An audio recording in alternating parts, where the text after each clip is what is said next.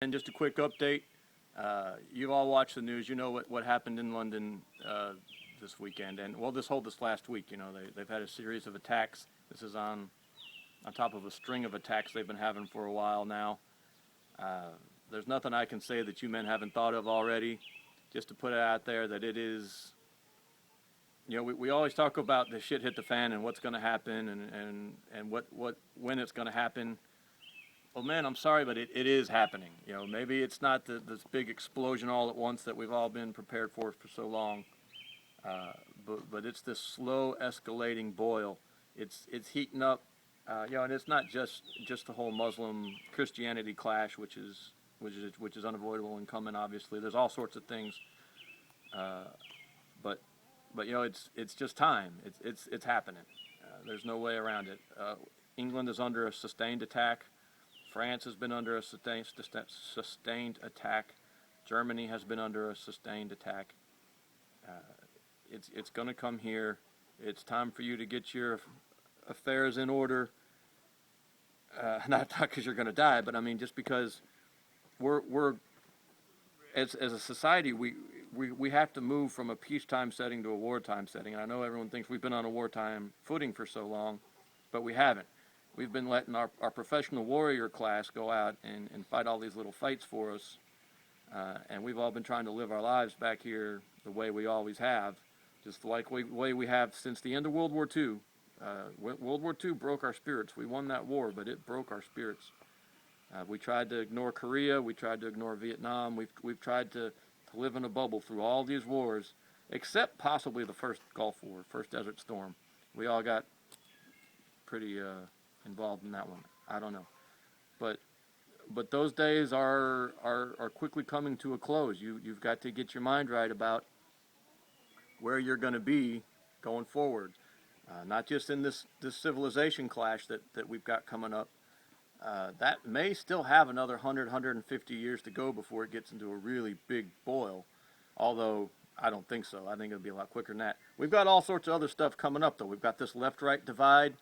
Uh, you know, we've got this east-west divide going on. There's all these fault lines and fractures all around us, and one or more of them are going to give at some point in the not too far future.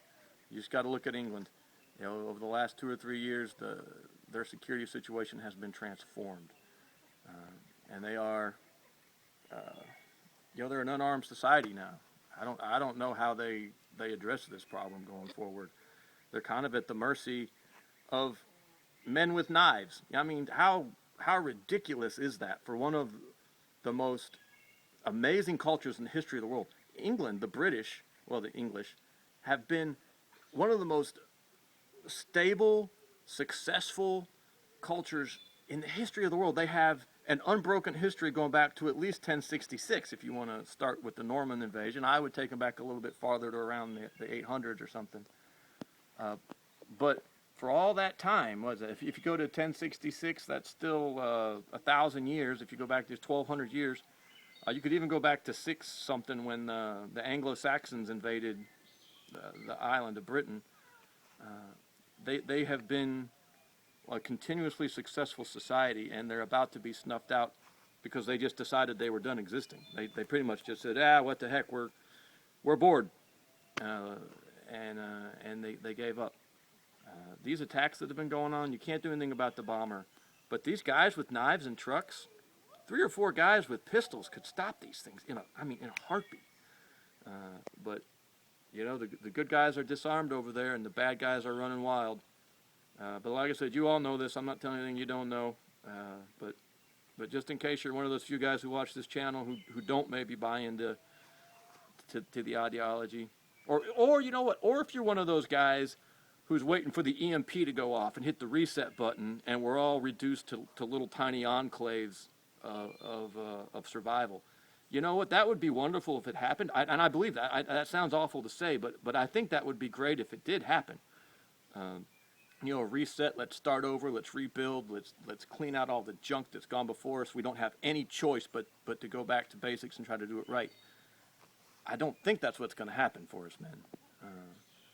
I think we're going to experience this steady, incessant degradation of our situation and our lifestyles and our security, to suddenly we wake up one day and realize that we're living in a third world hellhole, and our children aren't free to choose what religion to practice, and we're dying of starvation and stupid diseases. So it's time to be getting ready for what's coming, because you know what? There's not going to be a flash in the sky, I don't think, and you have no choice but to start doing it then. I think when it comes, if you haven't prepared beforehand, then you're going to be in this giant mass of people, living in tents, begging for food, and trying to figure out if you're willing to trade everything you believe in and hold dear for a meal. And a lot of people will make that trade. Anyway, I'm getting off topic, man. I appreciate your time. Thank you.